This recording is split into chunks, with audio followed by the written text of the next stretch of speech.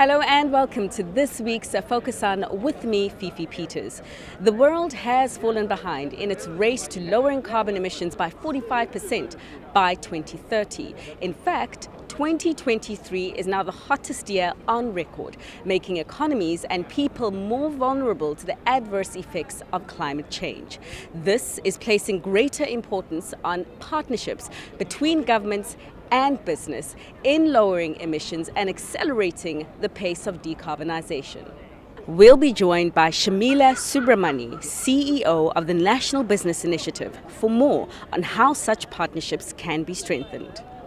If you reflect on the vibe that we're feeling here, this is very much what the NBI is really trying to help our companies be a part of, but also to leverage the opportunity to partner with government. We know that on the issues that we're dealing with at COP28, there's no way that any one actor can go it alone. And so if we look at that, firstly, it's our partnership with the Department of Forestry, Fisheries and Environment that's critical in enabling us to co-host the South African Pavilion here. And that collaboration with government and business that goes back a few years is a really exciting one, and I think a fairly unique one in the context of COP and the hosting of pavilions. And what it has done over the last few years is allowed, firstly, to have a home base. So if you're in the pavilion, you'll feel that it's buzzing, it feels like home. It's a place for, whoever's visiting COP from our South African delegation, and even not from the delegation, to just come and have a base. And that's the first thing, is a sense of togetherness. It's a place that brings together people that you wouldn't ordinarily find in the same space back home. And that is one of the beautiful things, is that ability to really collaborate, come together, have conversations, meet people you otherwise wouldn't have. And to do that in the context of this common goal that we have, which is to really enable our country to be able to activate a just transition, and to do that in a way that is meaningful for all people, and that is actually viable for everybody to be able to do. So the space allows for the conversations to happen, like I said, with actors that wouldn't traditionally be found in the same place, but also an opportunity to showcase the various efforts of businesses, because the pavilion has an ongoing schedule of events. I think over the short period of time we're hosting over 60 events at the pavilion, and that's allowing companies to showcase what they've done, to have critical and meaningful conversations. But obviously not just our companies, there are a number of different types of events that are happening at the platform from various actors that really surface a variety of viewpoints. And so what we're doing is widening the mind in terms of the ability to understand multiple viewpoints and how those are critical in the transition. As we're speaking, there's a conversation now happening on the Just Energy Transition Investment Plan, the implementation plan. And Mr. Creasy has spoken. We've got the project management unit on there, we've got business on there, we've got civil society representatives. And again, the voices coming together to say, well, what does this mean for us? So we've got this, at this point, just over $11 billion that has flowed in terms of the International Partners Group and the climate financing that's come through. What are we doing with that money? What is really exciting is it's a platform to be able for government to talk about the transparency measures that they're putting in place in relation to how that money is going to be spent, for civil society to voice their views on what's going to happen and how they would like to see that money being spent and what the constraints might be, and for business, of course, to say that, we need to access some of that to be able to leverage and to be able to make that shift in a more affordable manner. Because the burden should never sit on any one player. So those are the things that we're seeing happening at the pavilion. We're of course hugely grateful to business, because it played a big role in sponsoring it. As you can imagine, it's not a cheap thing to be able to put together to host a pavilion like this at COP. Especially in Dubai. Especially in Dubai. with the currency that we have. With the currency that we have, and with a cup of coffee, the proverbial cup of coffee being really, really scarily priced, although you don't really want to drink coffee in this heat in the desert. For sure. But Shamila, you're coming to this COP this time around with a different hat. At previous COPs that you attended, you were business, right? And so what we have heard so far is the fact that collaborations, while necessary between all stakeholders, have been difficult to muster. Historically, what has made those partnerships and collaborations difficult?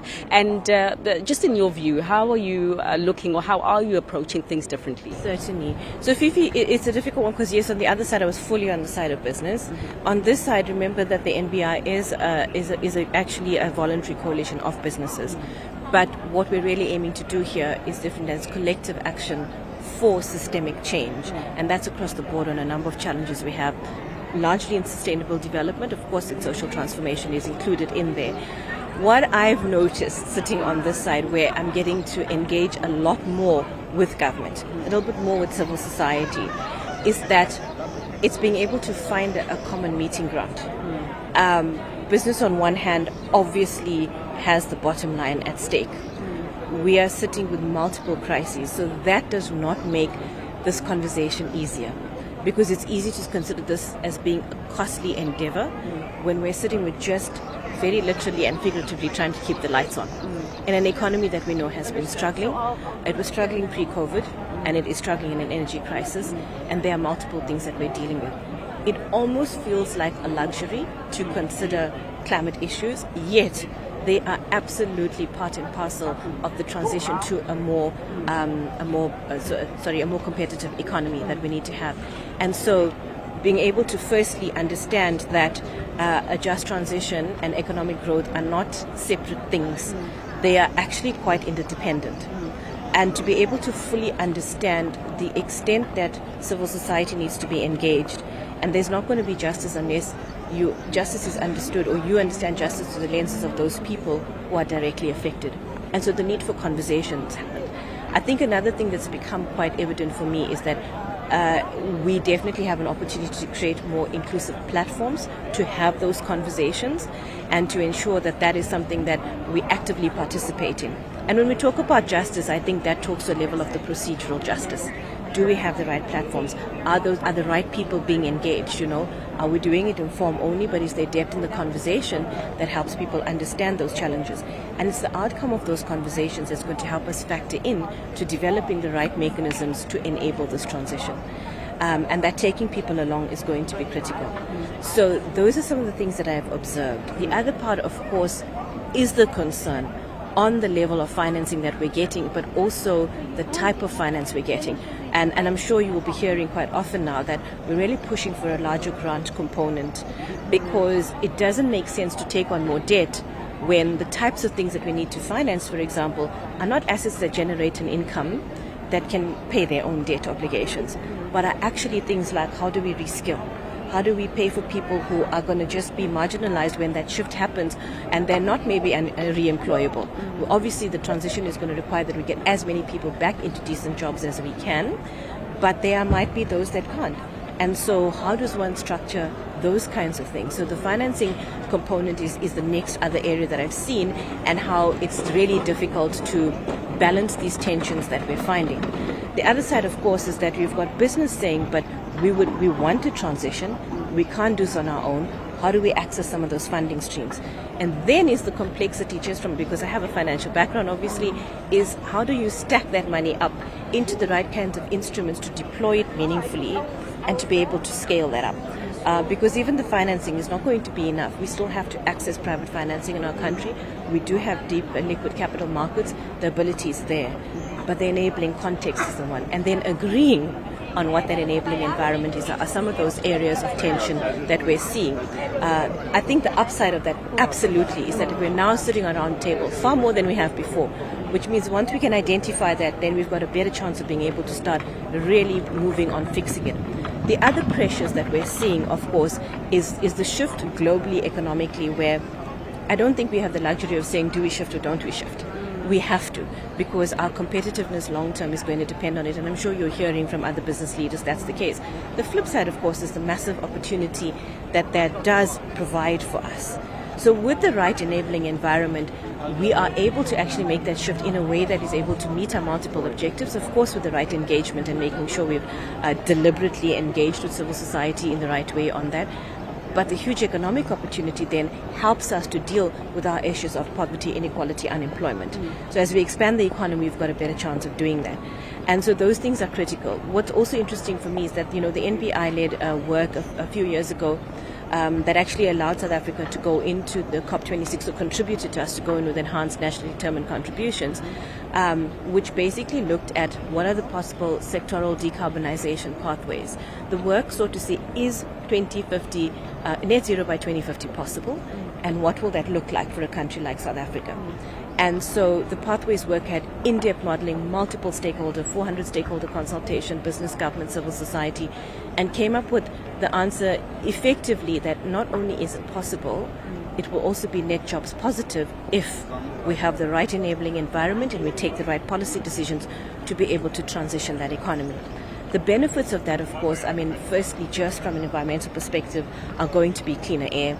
If we look at that and we're able to make the renewables transition and we can do that properly, those are some of that. There's massive community benefits then from that as well. There's also potentially even easier access to energy because some of the newer forms of energy actually lend themselves to easier access. We manage the transition very much in a way that says energy security in the short term absolutely is a priority for us. We know that as a country. But in parallel, we can build in the new energy transition that we need to have that will long-term build the competitiveness and make sure that we're actually, from a national perspective, are able to make that transition in a way that benefits everybody. But I'd like to understand, in your view, what role you reckon business has to play in our JET-P, as it were. So when we're looking at the implementation plan, which has today is being discussed, there is absolutely going to have to be a role for business because a lot of the projects that are going to ensure that we can do the transition that are going to go into the new economy are going to have to be led by business in some way or form. There are obviously some that are more the community focused and things like that, but business is going to have to enable in the longer term because that is going to be the industries of the future. That's not government. Government, we can use that to help create the enabling environment, make sure that we're dealing with especially the justice issues overall, but finding the right ways in which that money can deploy to be catalytic and allow for businesses to then come in, because what you ultimately want to do is to transition the economy, and that's what we're really trying to do. And at the heart of that and making sure that there's uptake for employment is largely going to be business going into the future. So when we look at that, the role of business now, I think, is really going to be about engaging on what some of that looks like. One of the key areas there, so you're talking about the priority areas in the JET implementation plan, and that again is solar, it's EVs, there's green hydrogen in there, and there's cross-cutting areas like skills that go across. Again, government doesn't go it alone. The skills that we need to be employable skills. The input of the private sector to ensure that those are employable in the sectors that are being grown is absolutely critical. Else we end up in a situation where we spend a lot of money, we develop skills that are not employable or that are not future fit, and that really poses a double whammy, particularly on our youth. And so ensuring that private sector is engaged up front to understand and to help inform those things and to help create the infrastructure that is accessible, factor that into their own training and development plans, for example, is going to be critical. Secondly, is that on the types of projects that the money is going to be deployed into, how do we make sure that that is catalytic? Could we do things that are that first stage that kind of take maybe a first loss or help with just getting that first startup going? We have to approach this as a partnership. We have come to the end of this episode of Focus On. Thanks so much for watching as always. From myself, Fifi Peters, it's bye for now.